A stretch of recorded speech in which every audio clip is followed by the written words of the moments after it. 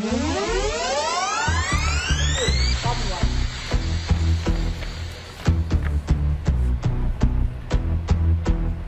holiday season, lahat tayo, syempre, excited sa mga handaan, party at reunions. Masarap po ang pagkain, bonding at inuman. Pero habang tayo po ay nag-e-enjoy, may mga health risk din na hindi natin dapat baliwalain. Ayan, totoong-totoo yan diyan. Kaya ngayong araw, tatalakayin po natin kasama si Dr. Maria Cristina Ignacio Alberto ang mga common health risk tuwing holidays at alamin natin kung paano natin ma-enjoy ang season ng safe at healthy. Good morning po at welcome to Rise and Shine Pilipinas, Doktora. Magandang umaga po mga ka-Rise and Shiners. Thanks for joining us, Doc. Ayan, Dok, ano po ba yung pinaka-common na health risk na madalas tuwing holiday season?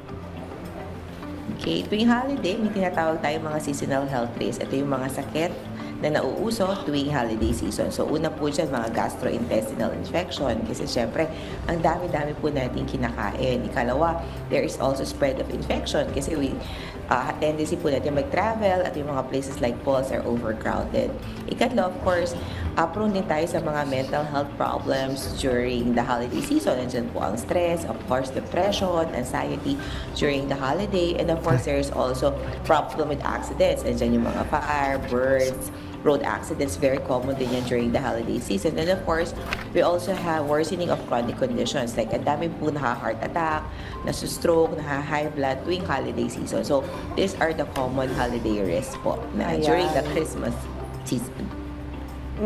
Nako, yung gastrointestinal infection na banggit ni Doc kanina, maaari niyo po bang ipaliwanag kung paano po ito nakukuha at ano po yung mga symptoms at paano po ito maiiwasan?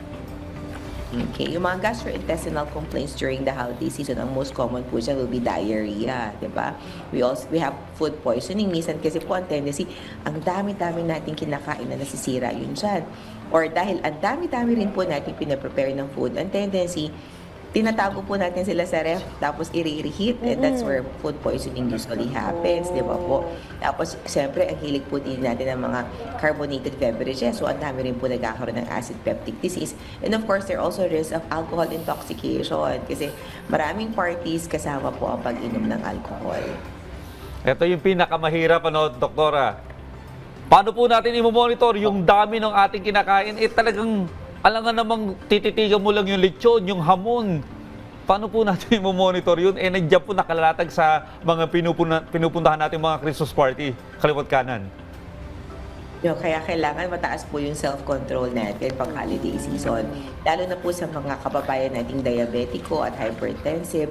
Alam po natin when we eat too much, pwede po mag-shoot up yung blood sugar, mag-shoot up yung ating cholesterol. So, iwas-iwas po tayo. Siguro, una sa lahat, mamili po tayo ng healthy options, di ba? More of fresh fruits, fresh na salad, compared to mga lechon-lechon. Kasi po, once we take them in, yung risk po talaga natin na ma-stroke at heart attack ay tumataas. So, konting self-control po. At sa mga pamilya, iwasan na rin po ito. Dalaman, mahal din naman po ang presyo ng bilihin.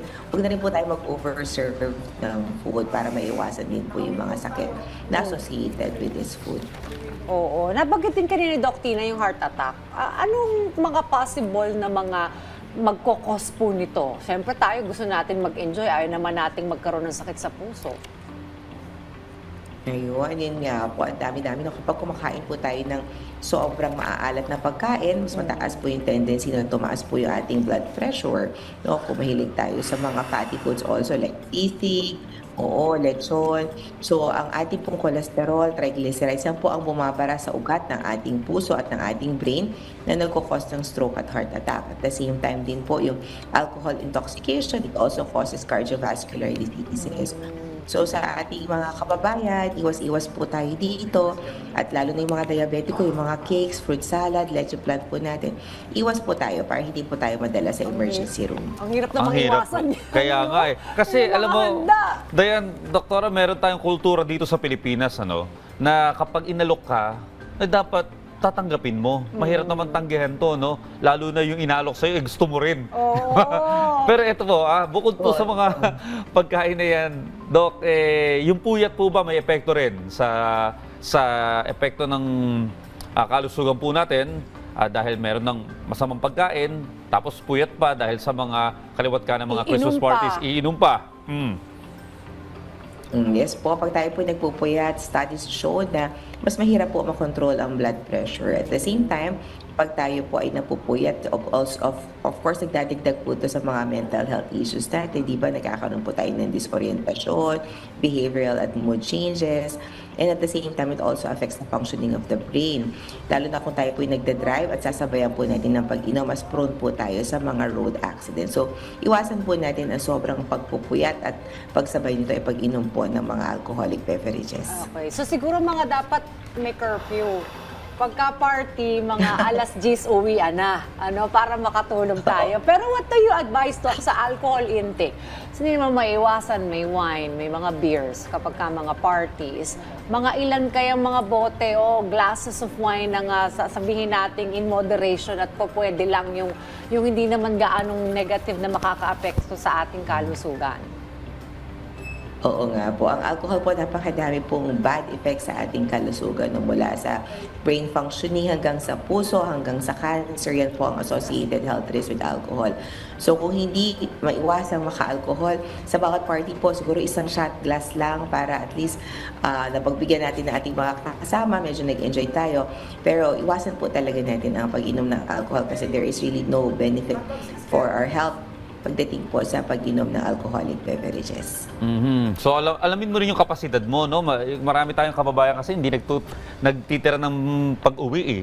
Alam mo yon, yung kailangan meron. Tinotodo Oo, no? tinotodo eh. Masyado nag-enjoy. Iba nga rin naman kasi pag minsan mo lang makasama, lalo na yung mga family members, yun lang yung panahon na nagkakasama-sama kayo. Minsan nalilimutan yung limitasyon. Ayan. Ayaw naman natin magdadala tayo sa ER habang nagpa-party, Well, any additional health reminder po para sa publiko ngayong holidays? Sa ating mga kababayan, mag-ingat po tayo sa mga health risks during Christmas, lalo na po yung may mga anak na sanggol. Iwasan po natin yung mga overcrowded places kasi mataas po ang risk ng mga pulmonary infections at spread ng infections during the holiday season. Sa atin naman po may mga diabetes, hypertension. Iwas-iwas po tayo konti sa mga pagkain. Alam ko masarap po yan, pero ayaw po natin na madala sa ER bago pa sumapit ang New Year. Ikatlo, sa ating mga nagpo-prepare ng food, iwasan po ang over-preparation ng food para makaiwas din po sa mga sakit gaya ng food poisoning at mga sakit sa puso at heart attack at diabetes. So, happy holidays po sa inyong lahat at ingat-ingat po tayong lahat. Happy holidays din po. Alam mo, pinaka-ilulit-ulit ni Doc, prevention. Iwas talaga. Kasi talagang mahirap pagkaya ni nang yan. Nasa huli ang pagsisisi. Ayan. So, disiplina ang kailangan natin, mga kababayan. Okay. Advance Merry Christmas, Dr. Maria Cristina Ignacio Alberto. Thanks, Doc Tina. Merry Christmas!